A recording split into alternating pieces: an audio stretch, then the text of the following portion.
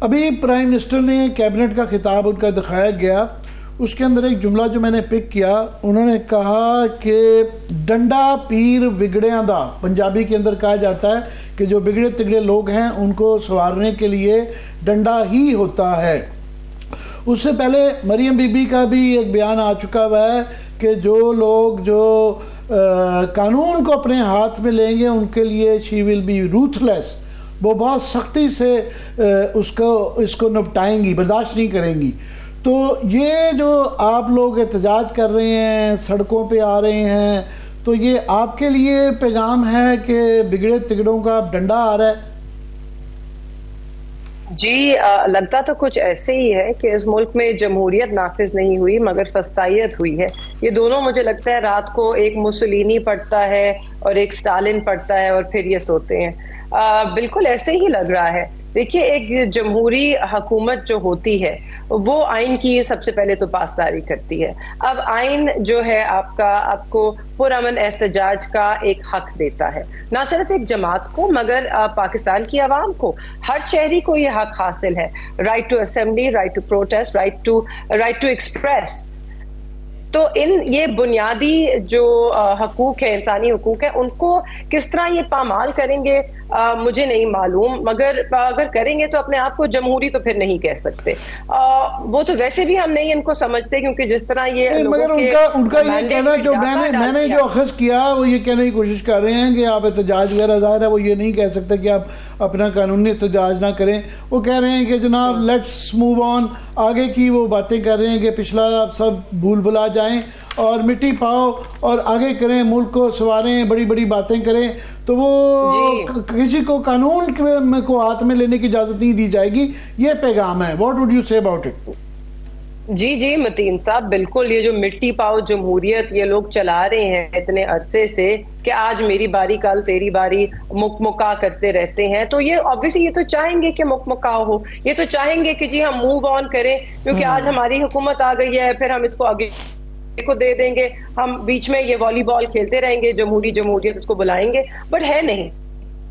देखिए, इस पैमाने पे पहले कभी आवाम के मैंडेट पे ना इस पैमाने पे डाका डाला गया और ना ही इस भोंडे बेशर्म तरीके से डाला गया। आपने तो फॉर्म्स ब्लैंको से बदल दिए, कुछ फॉर्म्स हैं कि आपने खुद ही से बना दिए। अब मैंने आज पूरा दिन अपना हल्के में गुजारा है और मैं बहुत से इलाकों में गई जहां पे मुझे मौका मिला कि मैं अपने पोलिंग एजेंट से भी मिलूं, उनका शुक्रिया अदा करना था।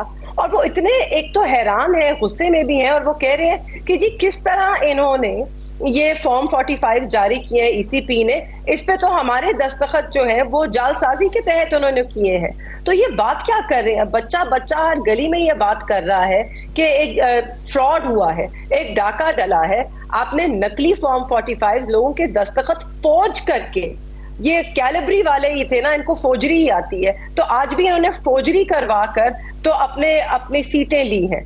ये बात कैसे करें कि लोगों को, मुझे तो समझ आती है ये खौफजदा है, ये चाहते ही नहीं है कि आवाम सड़कों पे आए और एहतजाज करे, क्योंकि जिन लोगों पर ये हुक्मरानी करने आए हैं ये उन लोगों से खौफजदा है, क्योंकि ये जानते हैं कि उन लोगों ने इन्हें मैंडेट नहीं दिया। मानो ये आप कह रही हैं कि वो खौफजदा हैं, कई दफ़ा एक बहुत बड़ा तबका है जो कि ये आपकी तरह सोचता है, ये आपका बयानिया है कि बड़े मुश्किल हालात हैं, काफ़ी लोग एग्री भी करते हैं इसके साथ। मगर हमने प्रैक्टिकल पॉइंट ऑफ व्यू से देखा जाए, 2.5 साल में आपने ये सारा एहतजाज करके देख लिया, क्या कुछ नहीं कर लिया, कोई फ़र्क नहीं पड़ा।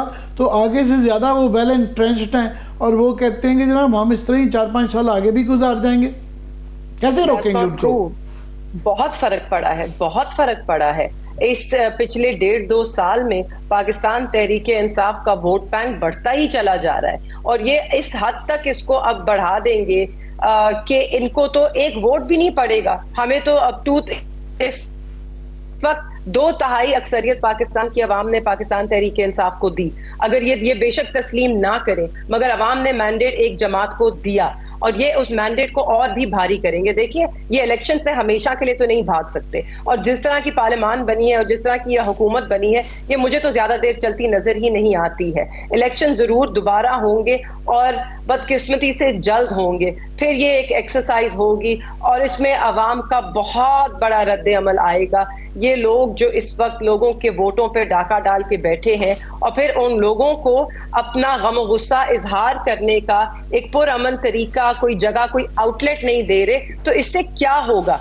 सिर्फ मुल्क को नुकसान पहुंच सकता है। इस तरह हम मुल्क में इस्तेहकाम नहीं ला सकते। तो अगर इनको लगता है कि ये डंडा, आप मुझे बताइए, 2 साल डंडा चला, उसके बाद क्या हुआ? क्या रुक गया सब? क्या सब बैठ गए घर?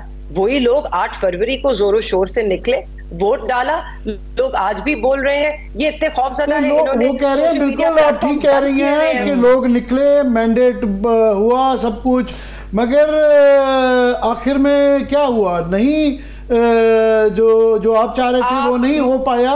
तो ये भी आपकी, मैं प्रैक्टिकल टर्म्स में अंडरस्टैंड करना चाह रहा कि जो आप कह रही हैं कि एक उम्मीद तो है आप लोगों को कि जनाब ये नहीं चलेगा, ये कंपनी नहीं चलेगी, ये हमारे जैसों को भी बड़ा हम सोचते थे कि यार ये नहीं, ये इस मुल्क में नहीं हो सकता, ये 9 महीने के अंदर ये कैसे टाल सकते हैं इलेक्शन, ये कैसे के टेकर को इतना लटका सकते हैं, कैसे लोगों को इस तरह उठाया जाएगा, बंद किया जाएगा, वो सब कुछ हो गया।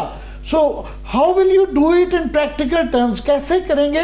वो मिसालें देते हैं मिस्र की, वो देते हैं बांग्लादेश की, कि देखें जनाब वो बैठी हुई है हसीना वाजिद वहाँ पे, वो ऐसे ही इससे भी ज्यादा सख्त इलेक्शन करती हैं, टोटल वहाँ पे कोई आज़ादी नहीं है, कोई कुछ नहीं है, मगर वो बैठी जी वहाँ पे जो माशी सूरत हाल है वो यहाँ ऐसी है ही नहीं। यहाँ पे तो बदतरीन हालात है, माशी भी, समाजी भी, सियासी भी। मगर देखिए, इस वक्त पाकिस्तान तहरीक इंसाफ एक जमात के तौर पे लोगों को एक आउटलेट तो दे रही है। हम उन्हें साथ लेकर चल रहे हैं, उन्हें कह रहे हैं कि हम एहतजाज कर सकते हैं, हम कानूनों में, हम अदालतों में जाके कानून के दायरे में रहते हुए अदालतें जाएंगे, वहां से इंसाफ लेंगे। मगर आप करना क्या चाह रहे हैं मुल्क के साथ? आप क्या ये चाहते हैं कि ये अवाम के लोग जो है इतने आप दीवार से लगा दें कि वो हमारी भी सुननी छोड़ दें और वो फिर अपने हाथों में ले लें चीजों को? हम तो अभी भी उन्हें कह रहे हैं कानून के दायरे में रहे, हम अदालतों में जा रहे हैं। मगर अगर आप एक इंसाफ के निजाम को बिल्कुल खत्म कर देंगे तो देखिए, और फस्तायत को जन्म देंगे, तो every action has an equal and opposite reaction. अच्छा, मेयर साहिबा आप ये जो बात कर रही हैं, मैं आज सुन रही थी पंजाब गवर्नमेंट की तरफ से भी, उनका भी जो रिएक्शन आया इसके ऊपर, वो ये कह रहे हैं कि एक पहली बात तो ये कि पुरअमन एहतजाज आपका राइट है, आप लाजमी तौर पे कीजिए, मगर इस एहतजाज से पहले इंतजामिया को या गवर्नमेंट को आगाह करना बड़ा जरूरी है, जो कि आप लोग मुनासिब नहीं समझते। सेकेंडली वो ये उनका जो इल्जाम आ रहा है, सेकेंडली वो ये बात कर रहे हैं जो आपने भी बात की कि खास कोई जगह का तयन कर दिया जाए। वो कह रहे हैं ना कोई एप्लीकेशन आ रही है, ना हमें कोई ऑन बोर्ड लिया जा रहा है, सिर्फ एहतजाज की कॉल आती है, लोगों को इकट्ठा किया जाता है, तो फिर दोनों साइड पे सड़क बंद हो जाती है, हमारी मैशियत ऑलरेडी डाउन है, पहिया उसका जैम कर देते हैं, तो उसमें तो फिर रियासत जो है वो एक्शन में आएगी। उनका ये पॉइंट ऑफ व्यू है। मईशत का पहिया कहाँ जाम हुआ? ना हमने कोई सड़कें बंद की, ना हमने कोई ट्रैफिक रोकी। हम आए थे पुरअमन एहतजाज के लिए। जब इन्होंने लोगों पे डंडे बरसाए और लोगों को इश्तियाल देने की कोशिश की, तो उससे ट्रैफिक की रवानी में जो है रुकावट आई, जरूर आई, मगर लोगों को घसीटने लग गए सड़कों पे, उससे ट्रैफिक मुतासिर हुई, मगर हमारे एक रैली लेके जाने से या वहां से गुजरने से नहीं हुई। और बिल्कुल हमने रिक्वेस्ट भी की थी। मैं आपको मुल्तान का बता सकती हूँ क्योंकि मैं मुल्तान में थी और हम यहाँ के एहतजाज का हिस्सा थे। हमने लोकल एडमिनिस्ट्रेशन को रिक्वेस्ट भी की। अब ये कहते हैं तो अगली दफा मैंने रिटर्न रिक्वेस्ट दे देंगे, मगर मैं आपको ये भी बता देती हूँ कि इनको रिटर्न रिक्वेस्ट आएगी, ये उसे रद्द करेंगे, ये इजाजत नहीं देंगे, क्योंकि ये खौफजदा है। ये उन्हीं लोगों से खौफजदा है कि जिन पर ये हुक्मरानी करने आए हैं, क्योंकि ये जानते हैं कि लोगों ने इन पर एतमाद नहीं जाहिर किया, इनको वोट नहीं दिया, इनको मुस्तरद किया है। इसीलिए ये लोगों को कभी यह मौका नहीं देंगे कि वो अपना एहतजाज रिकॉर्ड कराएं या इजहार करें, क्योंकि फिर ये कहीं मुंह छुपाने के लायक नहीं रहेंगे।